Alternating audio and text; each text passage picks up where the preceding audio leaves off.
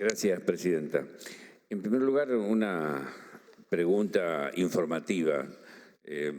Valoramos mucho su postura con respecto al tema impuesto a las ganancias, pero un poco siguiendo la línea de la pregunta de la senadora Zapag, simplemente a título informativo, quisiera saber si usted actualmente, que es fiscal federal, la AFIP le hace el descuento de impuesto a las ganancias o no. Y en segundo lugar, lo que quiero preguntarle ya es más una cuestión doctrinaria o teórica. Usted sabe que en el derecho procesal actual las prisiones preventivas se dan en el supuesto de que exista la convicción o la prueba de la existencia de un delito. En segundo lugar, que existe una persona con pruebas de su participación en el mismo. Y además que esa persona haya riesgo de obstaculización de la acción de la justicia, la investigación, es decir, que pueda entorpecer la acción de la justicia, o que eventualmente pueda fugarse y evitar que el día de mañana, si la justicia tiene alguna condena, no la cumpla porque se ha profugado. Pero en los últimos tiempos, sobre todo a partir del año 2016-2017, se creó una nueva supuestamente doctrina, que no, por lo menos desde mi humilde visión no es tal, sino que era una clara medida persecutoria, de un juez, el doctor Irursun, que agregó como causales de prisión preventiva, digamos, la cercanía o el hecho que funcionarios pudieran tener un poder residual luego de terminada su función como tal.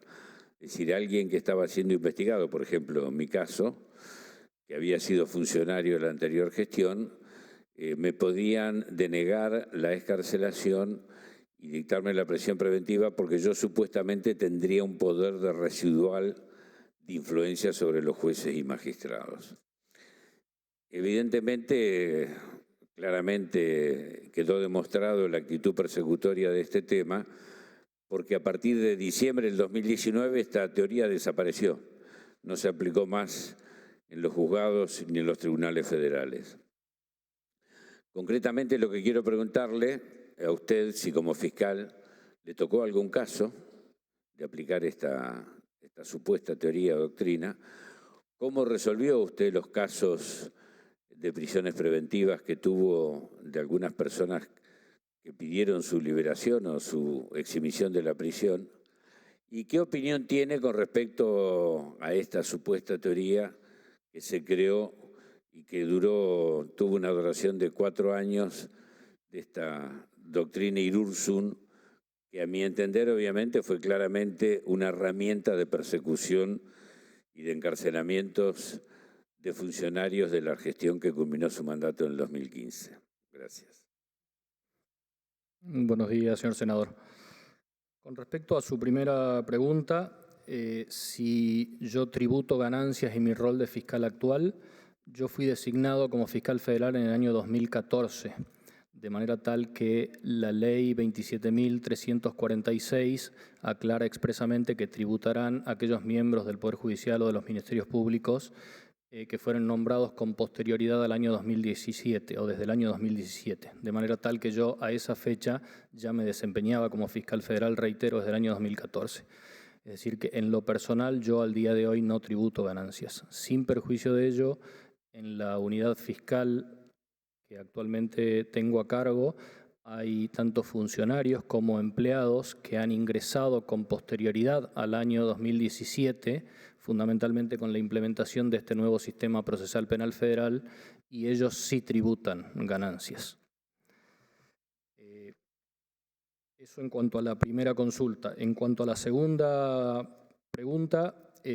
como usted muy bien lo señaló, efectivamente la prisión preventiva, siendo una medida cautelar extrema, de hecho la más grave que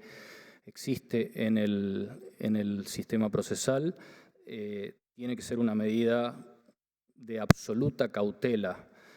por las consecuencias que eso genera. Y como usted bien lo dijo, solamente puede ser dispuesta independientemente de la gravedad del delito en 2 supuestos específicos, que son un peligro de fuga o un entorpecimiento del proceso. De todas maneras, más allá de esta cuestión teórica o doctrinaria, procesal, lo cierto es que esta discusión en la provincia de Jujuy y de Salta, bueno, se ha visto, si se quiere, zanjada al día de la fecha, ya que el Código Procesal Penal Federal actual, que ya rige hace 3 años, tiene un decálogo de medidas cautelares, como no tenía el código anterior en el sistema mixto. El código nuevo tiene un artículo, que es el artículo 210, que tiene una enumeración de las medidas cautelares. La última medida cautelar es justamente la prisión preventiva porque es la de mayor gravedad desde ya.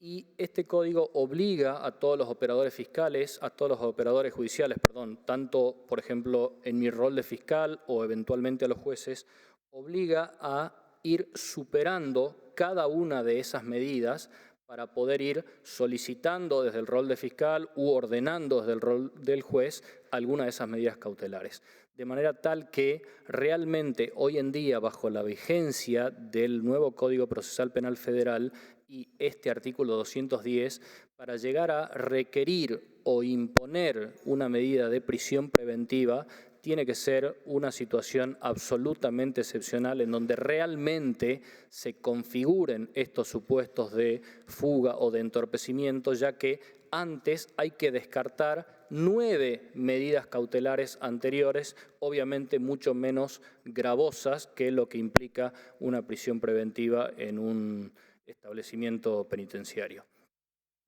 Esto en cuanto a lo que es la realidad, digamos, de la situación procesal en Jujuy hoy por hoy. Independientemente de esto, y que por lo tanto ya no se discute tanto esta cuestión doctrinaria, con respecto a la doctrina conocida, como usted bien lo dijo, conocida como la doctrina del doctor Irursum, entiendo que no hay nada, ni una capacidad derivada de un poder residual de un funcionario público, ni ninguna otra circunstancia que pudiera considerarse para justificar una medida cautelar como una prisión preventiva si no se configuran estos dos supuestos a los que hice referencia, o peligro de fuga o entorpecimiento del normal desarrollo de la causa. Mientras no haya nada que configure esas dos cuestiones, entiendo que no se puede justificar bajo ningún punto de vista una medida cautelar extrema como la prisión preventiva. Me siento